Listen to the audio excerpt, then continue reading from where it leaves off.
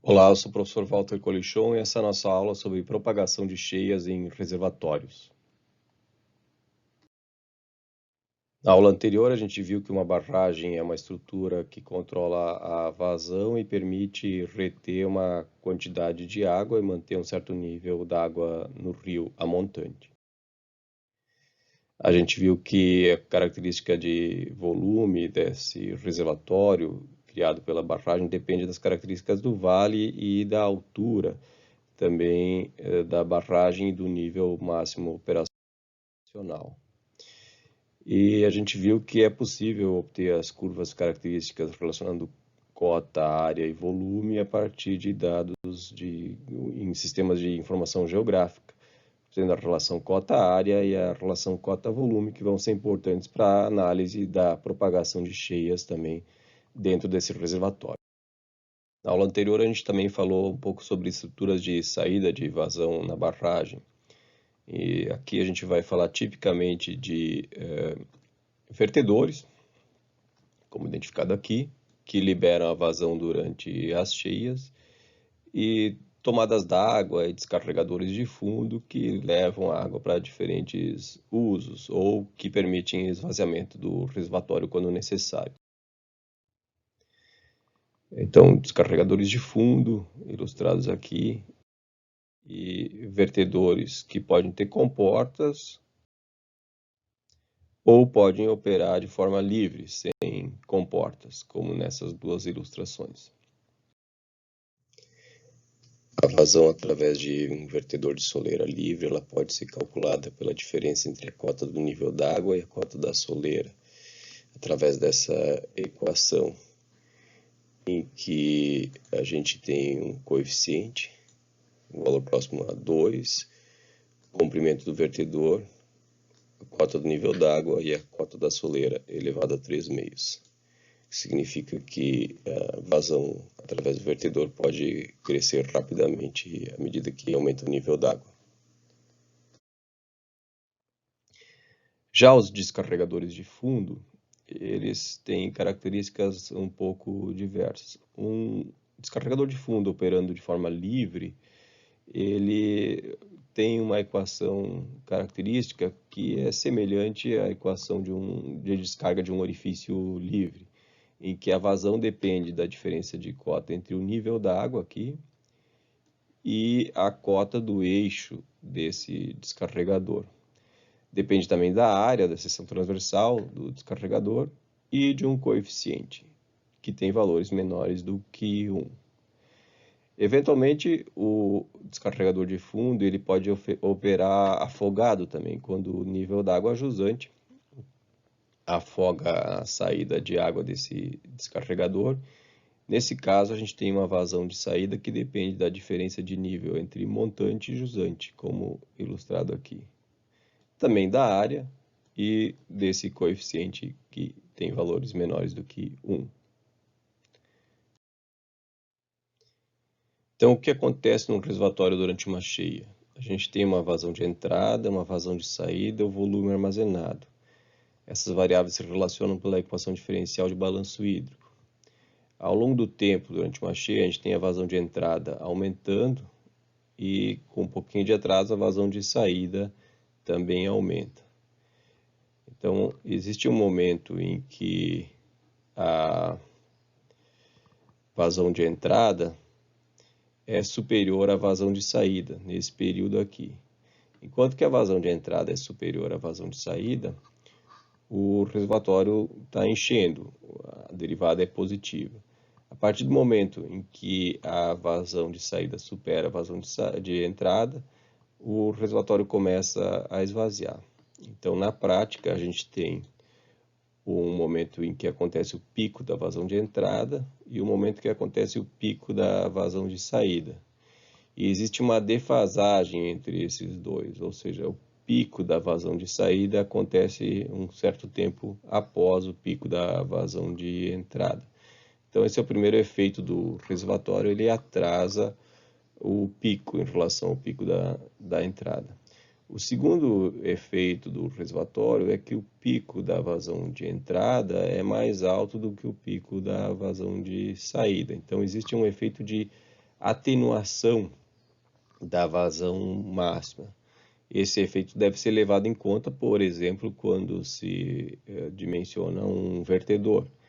E esse é o efeito desejado quando se constrói, por exemplo, um reservatório de controle de cheias.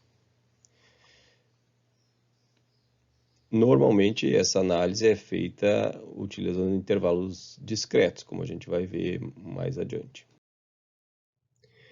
É importante saber calcular o que acontece durante a propagação de cheia num reservatório para poder estimar vazões de pico da saída desse reservatório. Essas vazões de pico são utilizadas para projetar vertedores. No caso de uma vazão de pico superior à capacidade do vertedor, pode acontecer o galgamento da própria estrutura da barragem e possivelmente também o rompimento da barragem, que pode ter como consequência a geração de uma cheia catastrófica na região. A gente viu que a variação do volume armazenado ao longo do tempo num reservatório, ela é dada por essa equação diferencial aqui, em que a derivada do volume ao longo do tempo é dada pela diferença entre a vazão de entrada e a vazão de saída. Nesse momento aqui, por exemplo, a vazão de entrada tem um valor mais alto do que a vazão de saída, e a gente tem uma derivada positiva, ou seja, o volume está aumentando ao longo do tempo. E ao longo do tempo, então, a gente tem momentos em que também a derivada é negativa, como todo esse período aqui, que corresponde ao período em que a vazão de saída supera a vazão de entrada.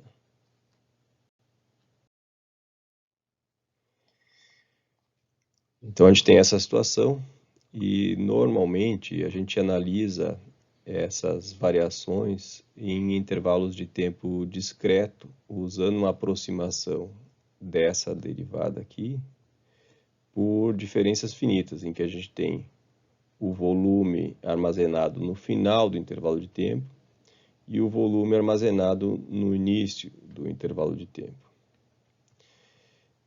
Então, considerando um intervalo de tempo de tamanho ΔT, a gente tem o volume no início e no final desse intervalo de tempo.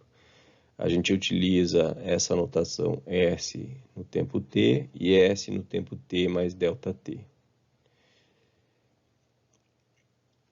É possível reorganizar essa equação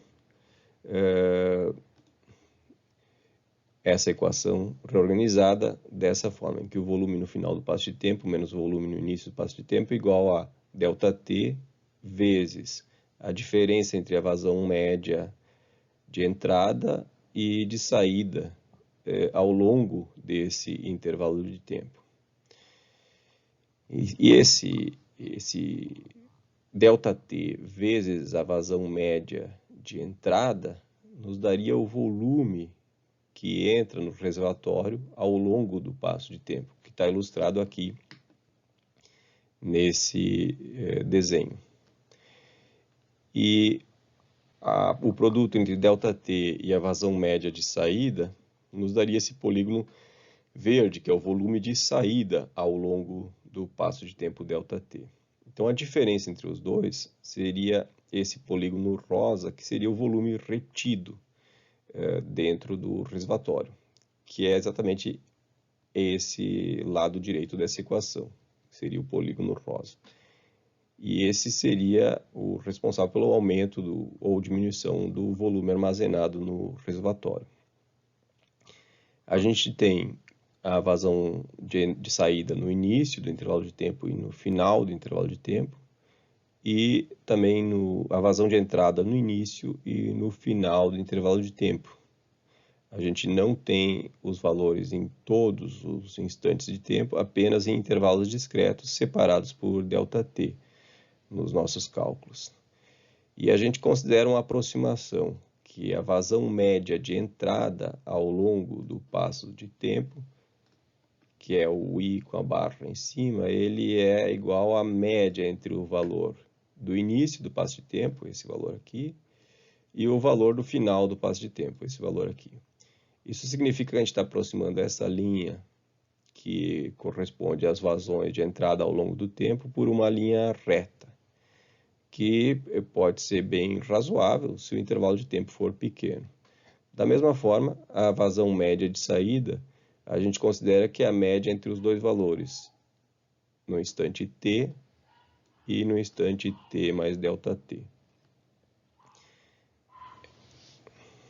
Então, a nossa equação diferencial, que é essa aqui, ela resulta nisso aqui, onde está envolvido um certo erro por conta da aproximação dessa linha curva por uma linha reta. Então, não é exatamente uma igualdade, a gente tem um erro quando a gente transforma essa equação desse jeito. Mas essa é a equação que a gente vai utilizar na maior parte das soluções para a propagação de cheias em reservatórios. Para lembrar lá de cálculo numérico, imaginando o gráfico da vazão de saída ao longo do tempo, a gente está integrando a área embaixo dessa curva, que é o volume de saída. E a gente está fazendo uma integral por trapézios. Essa integral por trapézios ela tem um erro, que em alguns casos pode ser significativo. Por isso que aqui o sinal não é de igualdade, mas é um sinal de quase igualdade. Quanto menor o passo dessa integração, ou seja, quanto menor o ΔT, menor é esse erro, obviamente.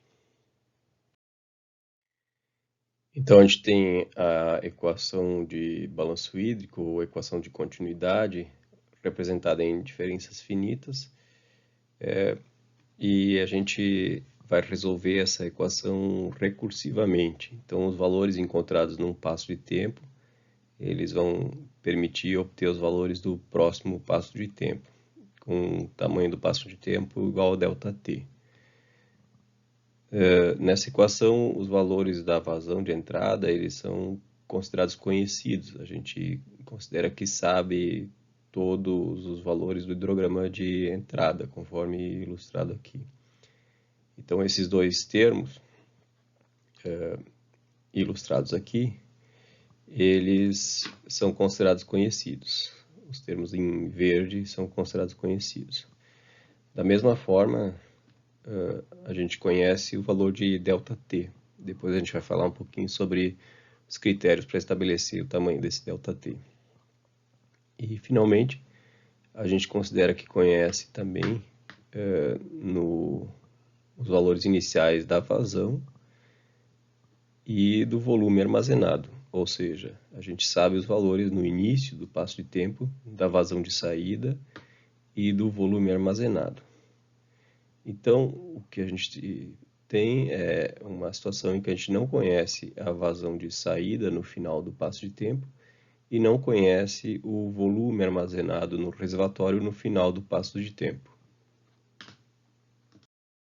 A vazão no final do passo de tempo, ela é função do nível da água no reservatório.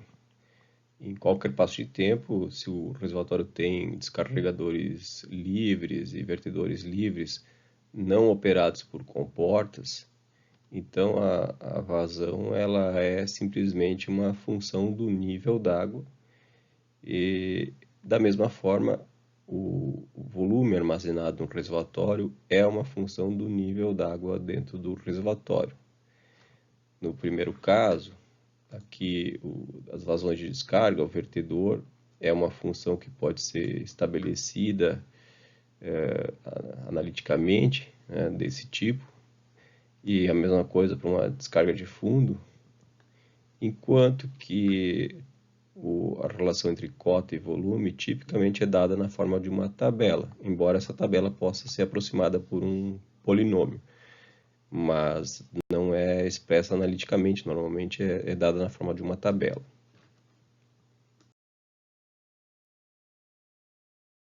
Uma forma de resolver isso é utilizando o método de Newton-Raphson, em que a gente tem uma equação e duas incógnitas que são o volume armazenado no final do passo de tempo e a vazão de saída no final do passo de tempo. Mas, na verdade, essas duas incógnitas, elas são funções do nível d'água no reservatório.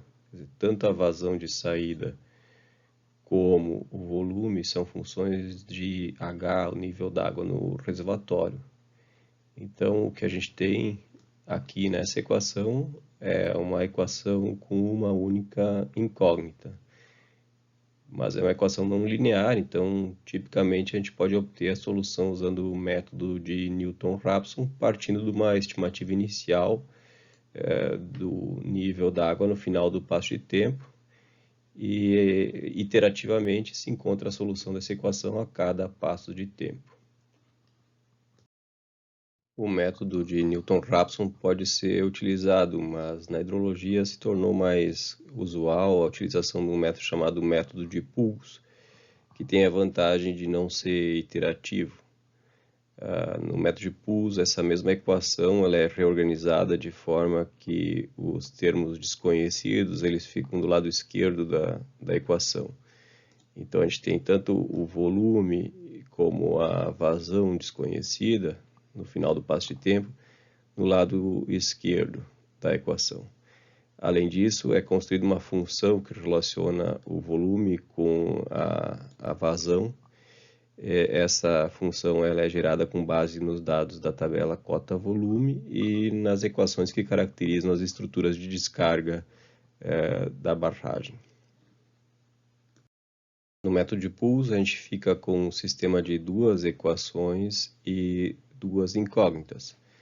A primeira equação é a equação da continuidade, a equação de balanço hídrico do reservatório, e a segunda equação é uma função na forma de uma tabela que relaciona o volume armazenado com a vazão de saída em função da cota. Já que as duas variáveis são funções da cota, a gente pode explorar essa relação na forma de uma tabela. Então, essa função f ela depende dos dados da tabela cota-volume e também das curvas cota-vazão, ou das equações cota-vazão das estruturas de saída. E ela normalmente é utilizada na forma de uma tabela que precisa ser interpolada a cada passo de tempo. Um aspecto importante na solução do problema de propagação de cheias em reservatórios é um critério para escolher um intervalo de tempo adequado. Então, qual o tamanho desse ΔT adequado? Normalmente se recomenda que o intervalo de tempo ele deve ser menor do que 20% ou 10% do tempo de ascensão. Então, se o tempo de ascensão é 10 horas, um intervalo de tempo de 1 hora ou de no máximo 2 horas seria aconselhável, sendo que o tempo de ascensão é a diferença de tempo entre o início da ascensão do hidrograma e o pico. Quer dizer, essa diferença de tempo aqui é o tempo de ascensão do hidrograma. Quanto mais rápida a ascensão do hidrograma, em bacias menores e de maior declividade, menor deve ser o ΔT.